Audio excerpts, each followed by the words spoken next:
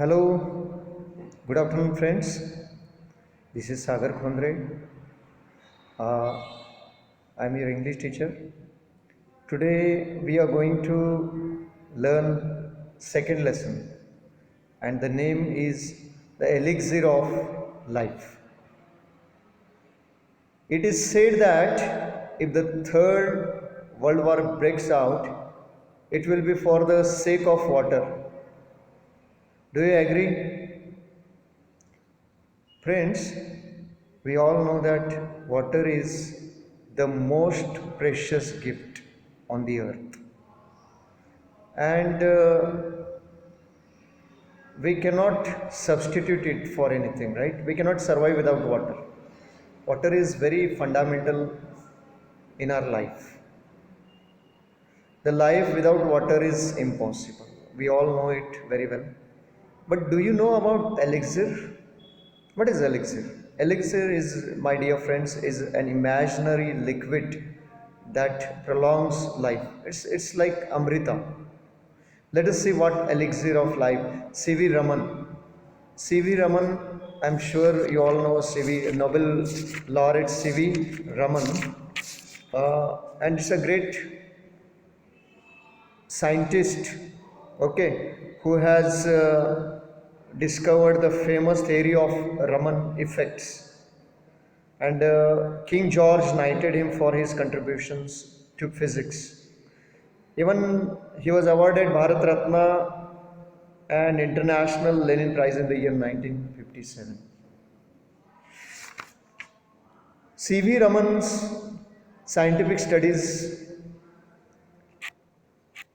immensely, are useful in day-to-day life. So let us begin with the first para. Man has, through the ages, sought in vain for an imaginary elixir of life, the divine Amrita, to confer immortality. But the true elixir of life lies near to our hands, for it is the commonest of all liquids, that is plain water.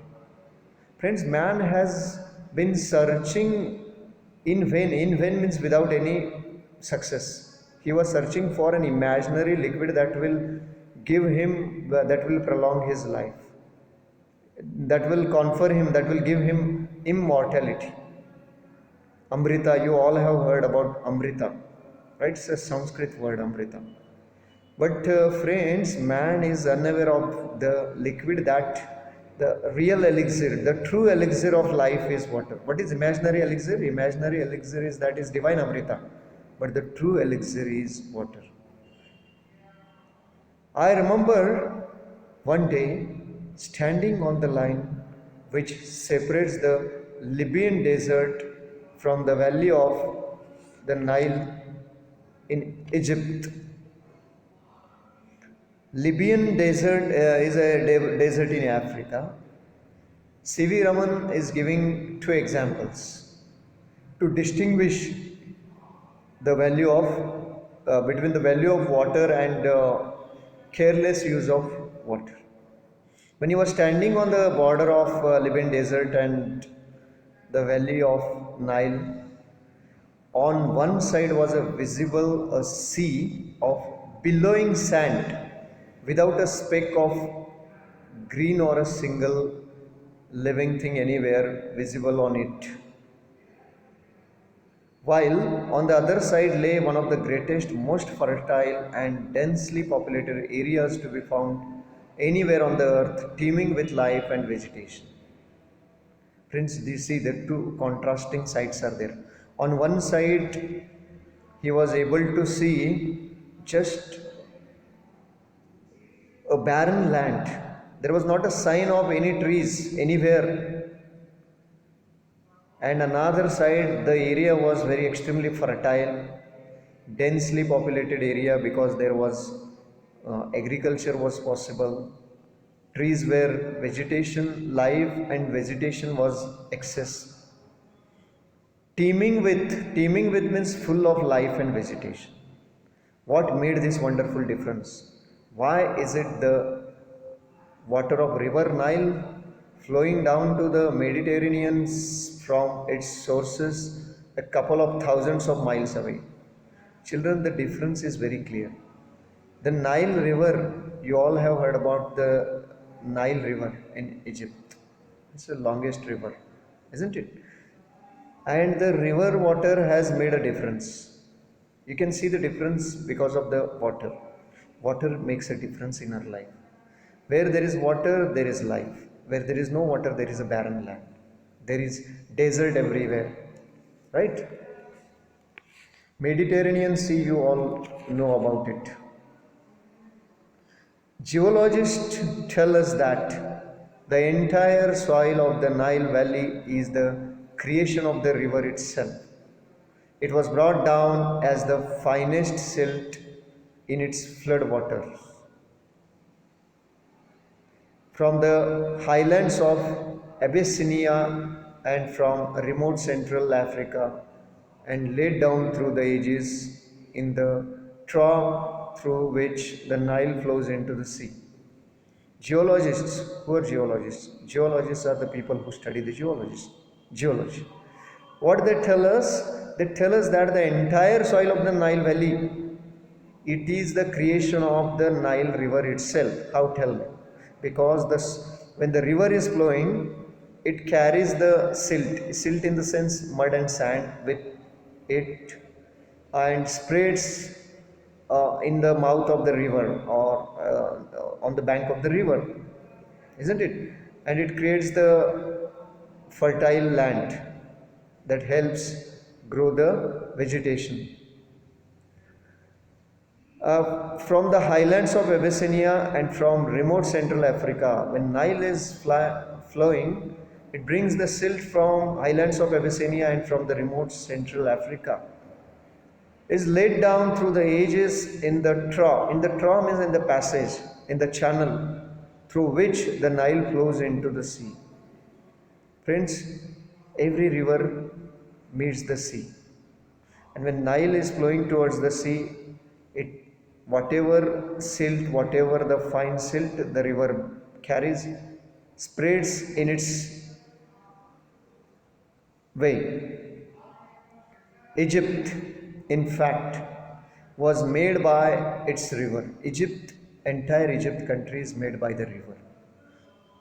It means that the river has created the beds, and the beds are so fertile that the cultivation of crops was possible there, and the people started living there, and the areas were mostly populated, and thus the day by day the villages, the cities and towns, and ultimately the country is developed. Its ancient civilization was created and is sustained by the life-giving waters which come down year after year with unfailing regularity. It's an ancient civilization. You have studied in the history about the Egyptian civilization, how it sustained, how it survived, only because of the river Nile. You have studied about the people and their lifestyles in the ancient time. The people who lived on the river banks, where the water is where the water is enough, where the bed is fertile, there the colonies were densely populated, and where the land is barren, where the water is very scanty, you could rarely find the population. I give this example and could give many others to emphasize that this common substance which we take for granted in our everyday life is the most potent and the most wonderful thing on the face of the earth. It has played a role of vast significance in shaping the course of the earth's history and continues to play the leading role in the drama of life on the surface of our planet. Friends, C.V. Raman wants to give an example, and he would rather give many more examples to emphasize his point, to convince his point that water is indeed very important for life. It's a common substance we take for granted in our day to day life. It's a very common substance and it's found everywhere. It's the most potent, it's most powerful and most wonderful thing on the face of the earth. On the face of the earth is, it means that you can say on the surface or in the crust of the earth. Water is found in the crust. It has played a role of vast significance in shaping the course of the earth's history and continues to play the leading. See, friends, when you study the history, you know that the life started from amoeba, the single celled living organism. And your science teacher can better explain this all about it. Let me tell you that the water has really played a very important role in the formation of the history of the world, right? So the most of the history is connected to the rivers, right? You will study the civilization. Most of the civilizations are found on the river banks, right? Indus civilization, right? There are so many civilizations, right? There is nothing which adds so much to the beauty of the countryside as water. Be it just a little stream trickling over the rocks or a little pond by the wayside where the cattle quench their thirst of it. Yeah, let me elaborate to you.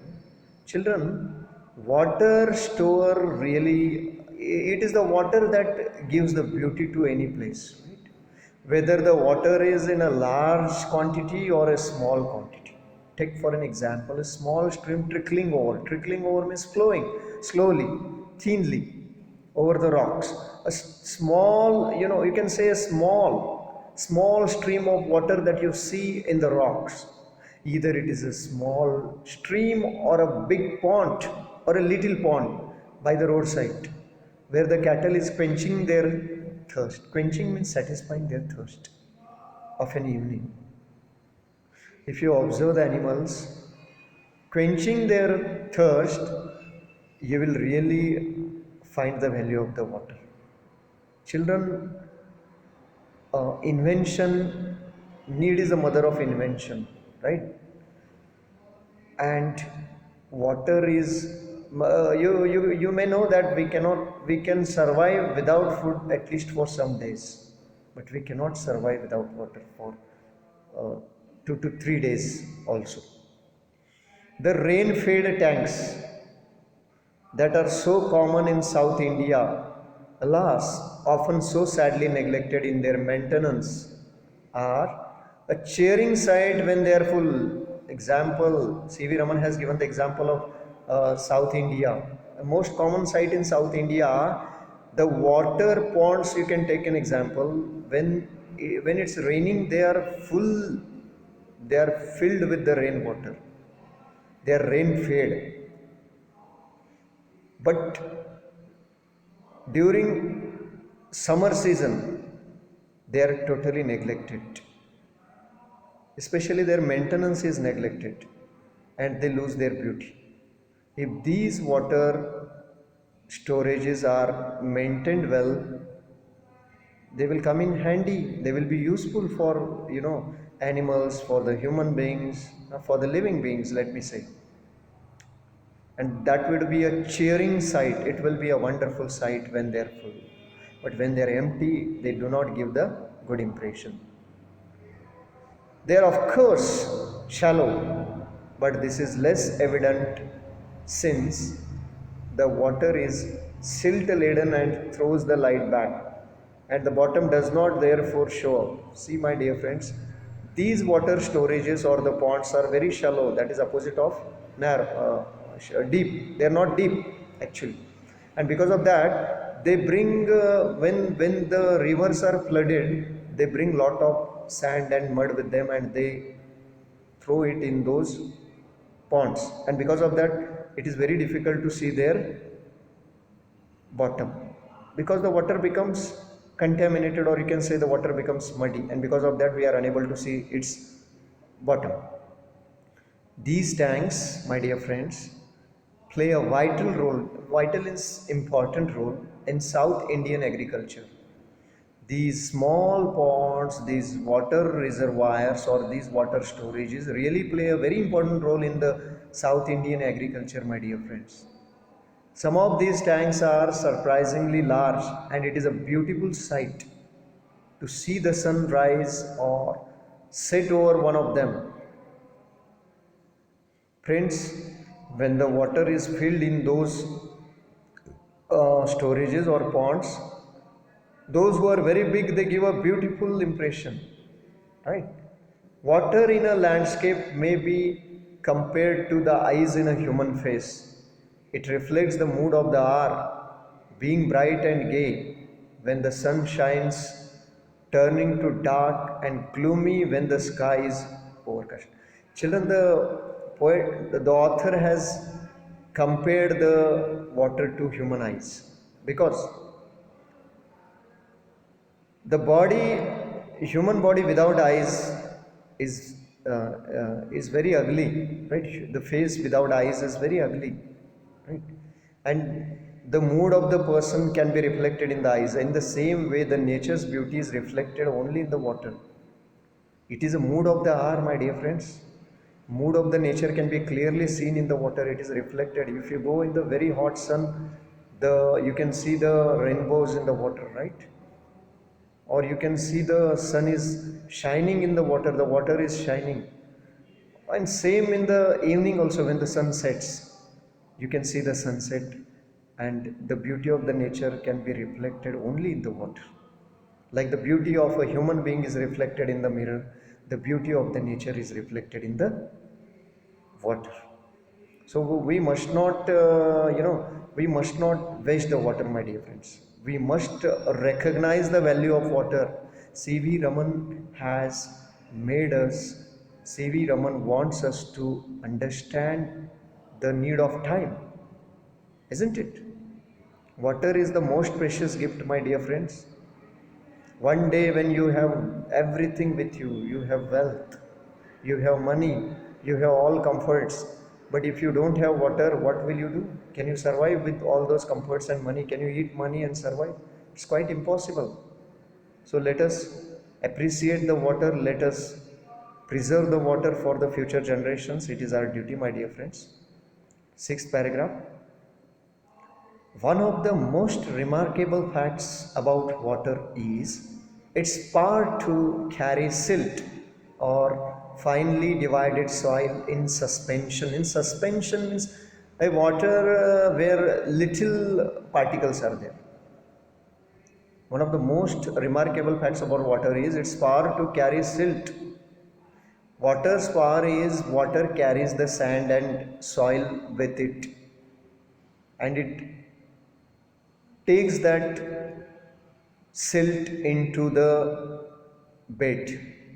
It spreads the silt into the water as well as in the bed, which makes the land very fertile, my dear friends.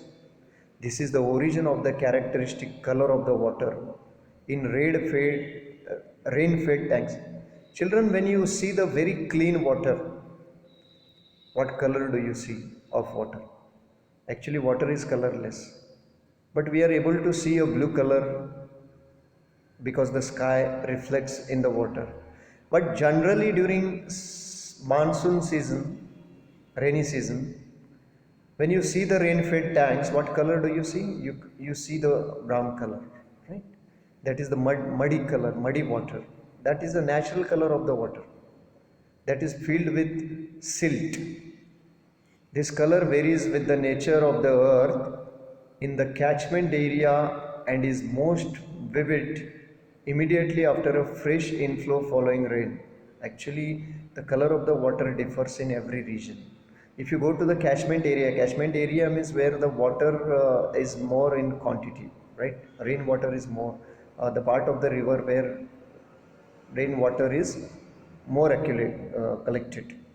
If you go to that area, you will be able to see the very clear right water, and the actually the stored water is always clean water. You have seen the pond water, or you have seen the uh, well water is clean water, crystal clear water. But in the river, when the rivers are flowing, right? Especially when they are flooded, the water becomes very muddy. Swiftly flowing water can carry fairly large and heavy particles. The finest particles, however, remain floating within the liquid in spite of their greater density and are of course extremely small, but their number is also great. Children, the particles which are heavy, they remain to the edge of the water, to the bottom of the water. But what's about the particles which are very light, which are mingled in the water? The river carries all those particles with it, and because of that, the water becomes the color that you see in the rainy season. The flow of water has undoubtedly played a great part and a beneficent one in a geological process by which the soil on the earth's surface has been formed from the rocks of its crust. You have studied the layers of the earth in geography. Children, the flowing water undoubtedly has played a very important part, and it's very beneficent one in the geological process by which the soil on the earth surface has been formed. Opposite of that, soil erosion is there. We are going to discuss about soil erosion. Friends, you see the layer of earth is increasing.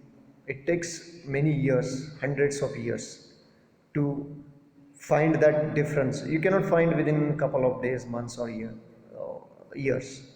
It takes many years to form a layer on the surface of the earth, and that's a natural process that's going on continuously. And water and water helps in the formation of the surface of the earth, okay, from the rocks of its crust.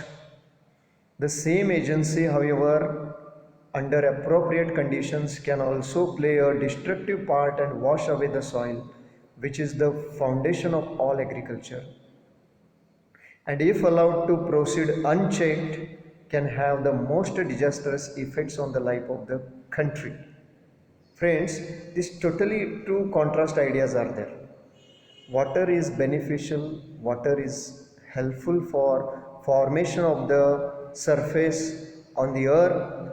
At the same time, the water, when if it is not checked properly, unchecked means if it is not controlled, if it has not been built with dams and all, if the water is let flow, you have seen that water can take away all the soil, and we call it in geographical terms, we call soil erosion.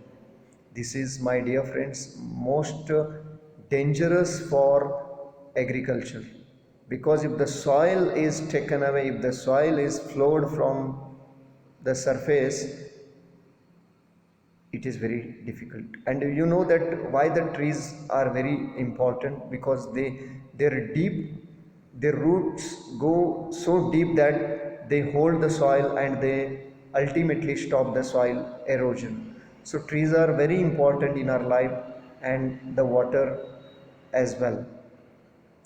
The problem of soil erosion is one of serious import in various countries, and especially in many parts of India. Soil erosion is not only limited to India, it's a world problem, it's a global problem, my dear friends. And in most of the parts of India, soil erosion has really affected diversely, reducing the crops, reducing the yield, reducing the products. The conditions under which it occurs and the measures by which it can be checked deserve the closest study. C.V. Raman, being a scientist, wants to draw our attention towards how best we can utilize the water, how best we can store the water, how best we can stop the soil erosion, and that's really a need of study. 8th paragraph. Soil erosion occurs in successive steps. Successive means step after step, in a continuous, okay, successive steps, the earliest of which may easily pass unnoticed. Soil erosion takes place, my dear friends, We may not notice that soil erosion is taking place because we never pay attention to the soil that is carried away by the flood water.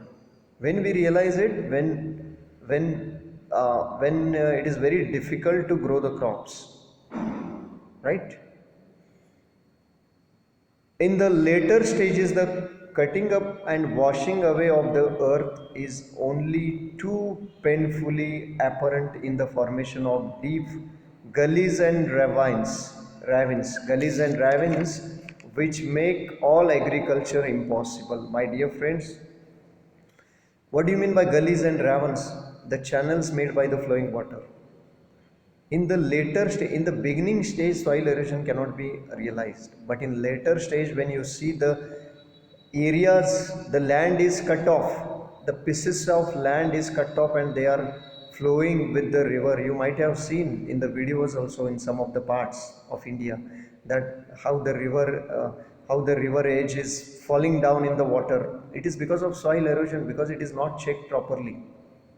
And my dear friends, and if this takes place continuously, it is very painfully apparent. Apparent means it is very visible, right?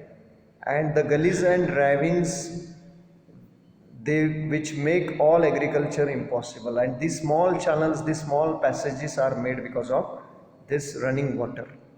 And when these all small streams take away the water soil, it will be very difficult for our farmers to grow crops in those areas because the fertile soil has been lost. It is very serious matter, my dear friends. Sudden bursts of excessively heavy rain resulting in a large runoff of surplus water are the principal factors in causing soil erosion. Soil erosion, why? What are the principal factors of soil erosion? Sudden and heavy bursts of rains. You have seen there is a cloud burst, right? And because of that, it rains very heavily, resulting in a large run of surplus water. The water also has the limit. And when the water is growing or is getting collected beyond its limit, then definitely it will flow, causing the soil erosion. Contributory causes are the slope of the land, removal of the natural protective coat of vegetation, the existence of ruts along which the water can flow with rapidly gathering momentum, and the absence of any checks to such flow.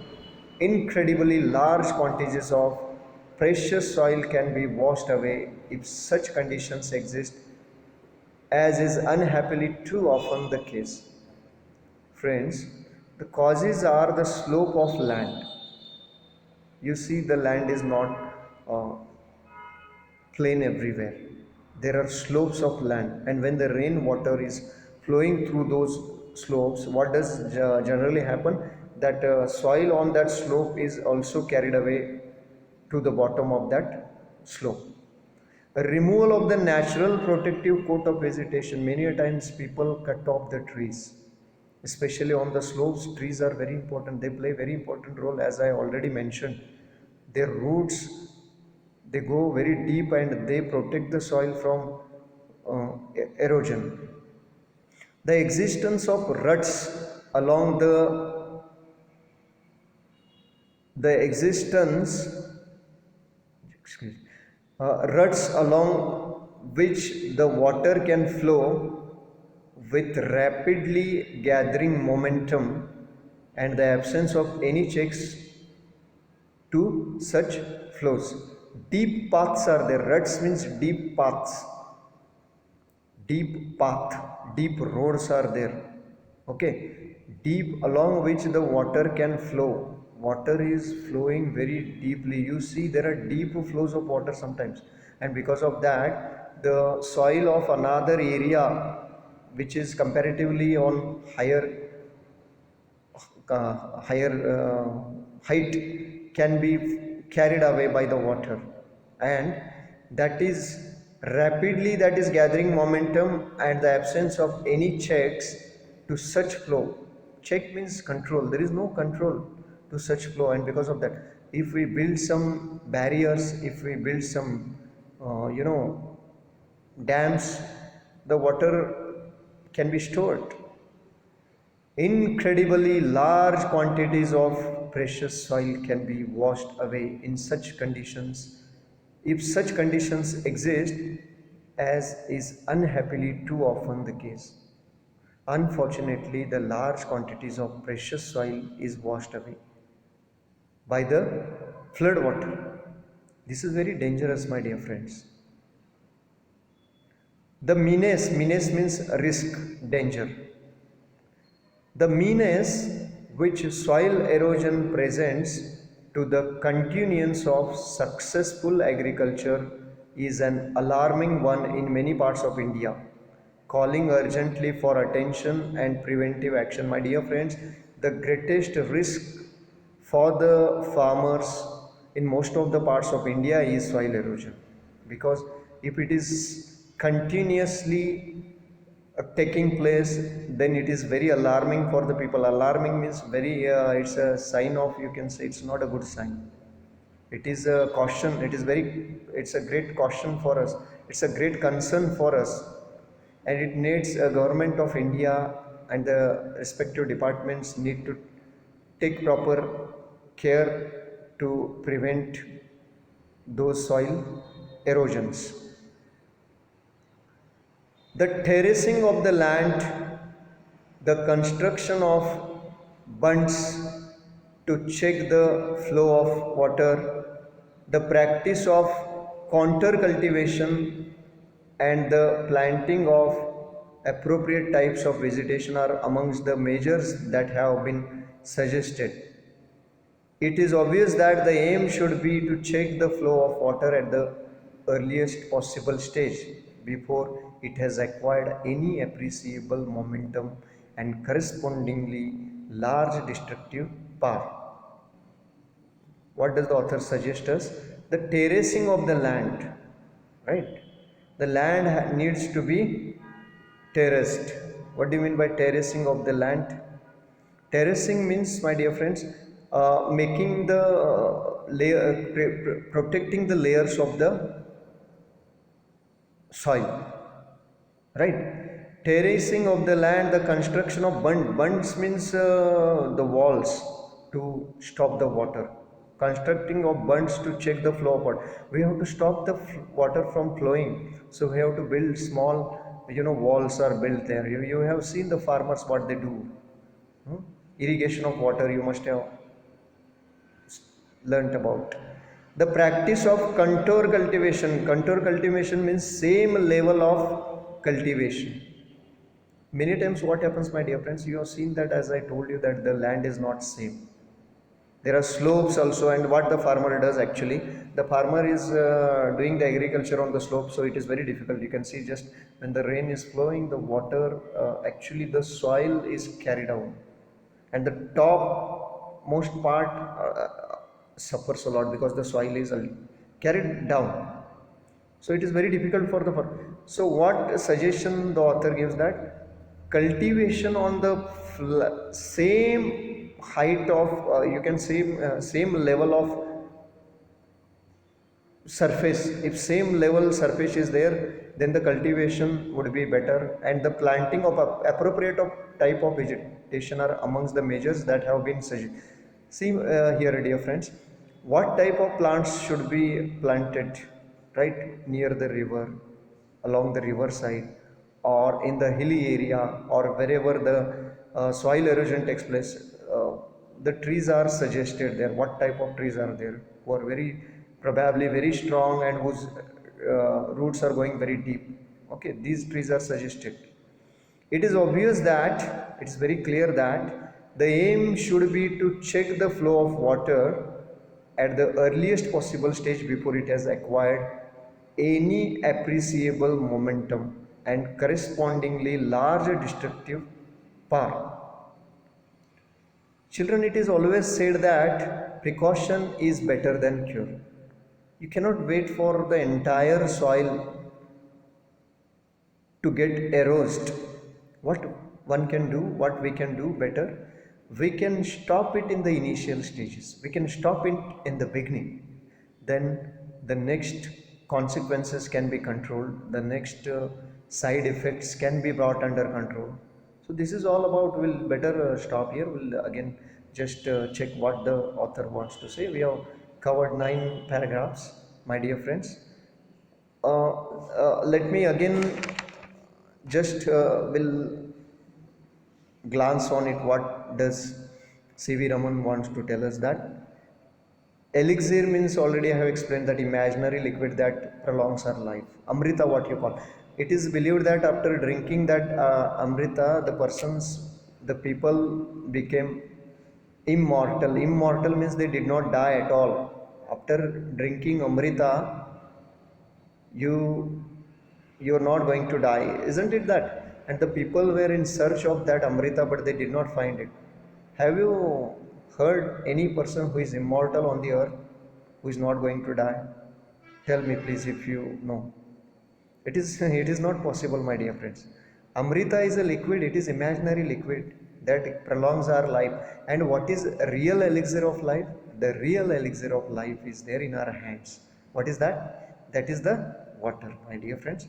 And when you are observing the two different sides, one is barren land and one is cultivated land, the difference is very clear. What geologists are focusing, these all things are given. Water is a very important source of life, my dear friends. It's a very powerful store. And also the author has he has given examples of small storage of water, and he has given examples of the big storages of waters as well, right?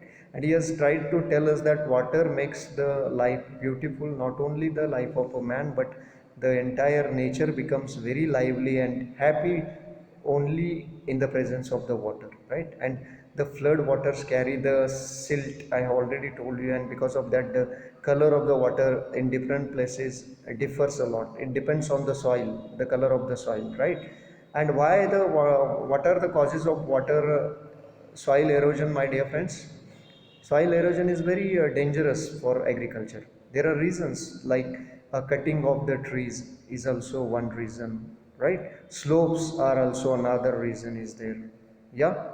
And what are the other reasons you have learnt about?